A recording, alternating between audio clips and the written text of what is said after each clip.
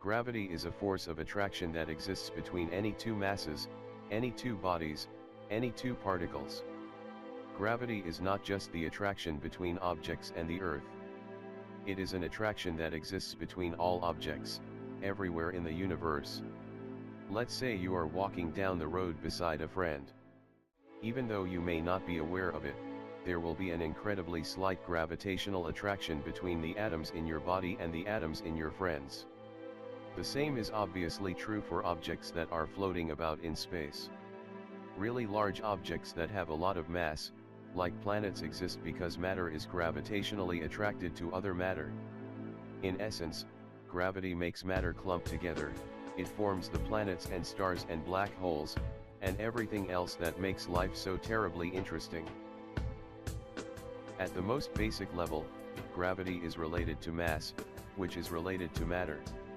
The more matter, the higher the mass, the higher the mass, the higher the gravitational pull. Gravity on Earth never changes because the mass of the Earth never changes. Essentially, huge chunks of our planet aren't being ripped out from under our feet. A change in mass great enough to result in a change in gravity isn't going to happen anytime soon. Thankfully, a large portion of our planet isn't going to up and disappear. But let's ignore physics. Suppose that, one sunny day in May, the planet gives off a frightening pop and gravity goes away.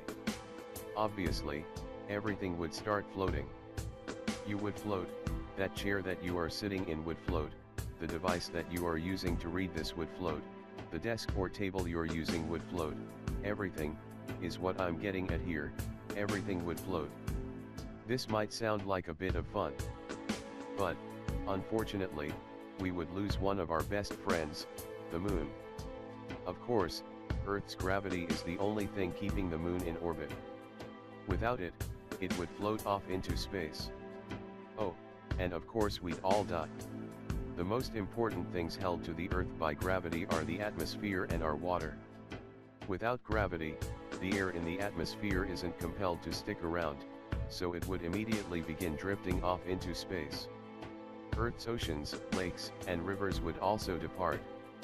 I imagine that it would be horrifying, and probably a little amusing, to see fish and whales floating in bubbles of water high in the sky. But of course, we'd be drifting off the planet along with them. Fortunately, we wouldn't have too long to be horrified because, without air and water, none of us would last very long. But what if there was never any gravity? What if electromagnetism, the strong interaction, and the weak interaction were all exactly as we know them, but the fourth force, the one that pulled together a bunch of rocks to form Earth and keeps us all from drifting off into the cosmos, what if it never existed? Then, for all intents and purposes, there would be no universe. Or rather, the universe would be completely flat and featureless. There would be no stars or planets, no black holes to boggle the mind.